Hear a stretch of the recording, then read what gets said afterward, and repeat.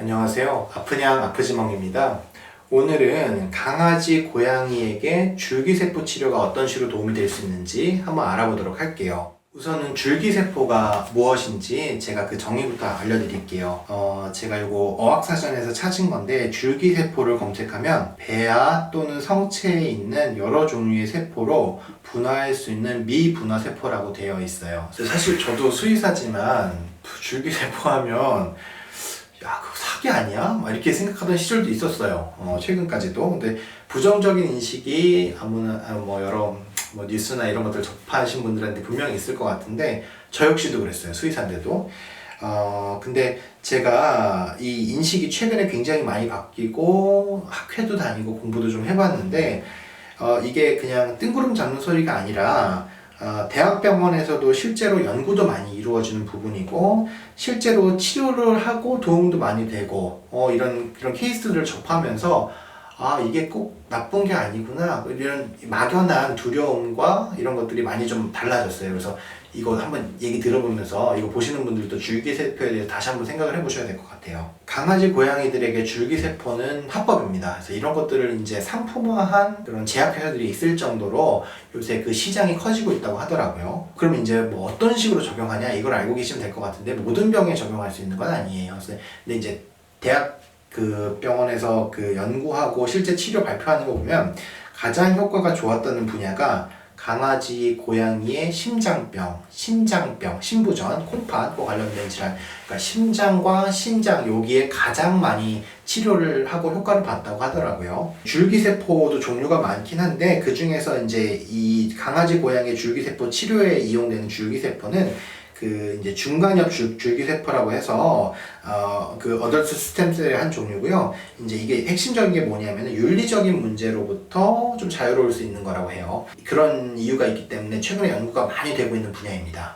줄기세포 하면은 크게 이제 두 가지 역할이 있는데, 뭔가 이제 미분화세포니까 어딘가 조직을 재생할 수 있고, 네, 이제 두 번째로는 면역 조절 능력이 있다. 이 두 가지 기능이 있긴 한데, 강아지, 고양이의 경우에는 일반적으로 재생을 기대하기는 어려워요. 그러니까 면역 조절 능력을 위해서 이제 치료를 한다라고 생각하시면 될 것 같아요.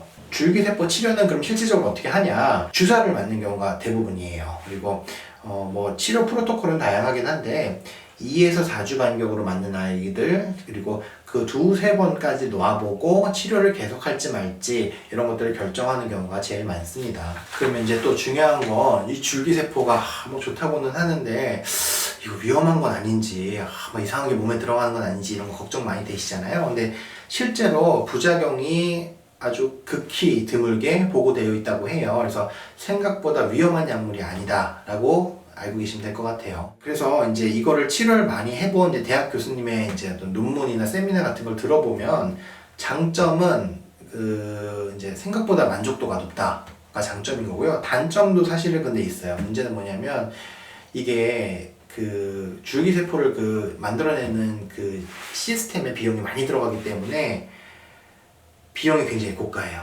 저도 얼마인지 문의를 해봤는데, 와, 이거를 정말 아무나 할 수 없겠다는 생각이 들 정도로 고가였고요. 그 다음에 또 좀 제한적인 경우가 있는데, 우리가 이제 줄기세포 같은 걸 상식적으로 생각하면 아이들이 많이 아플 때 할 것 같지만, 줄기세포가 제일 효과적인 단계는 섬유화가 많이 진행된 중기나 말기에는 사실 별 의미가 없고요. 병의 초기에 써야지 효과가 이제 있다고 해요. 근데 사람이 심리적으로 병의 초기면 보통 이제 증상이 이제 확연하지 않은데, 아이들에게 그렇게 큰 비용을 들여서 치료하기는 쉽진 않을 것 같아요. 그래서 뭔가 비용이 굉장히 높다. 그리고 병의 초기에 쓰는 것이 제일 효과적이다라는 이런 단점도 분명히 있습니다.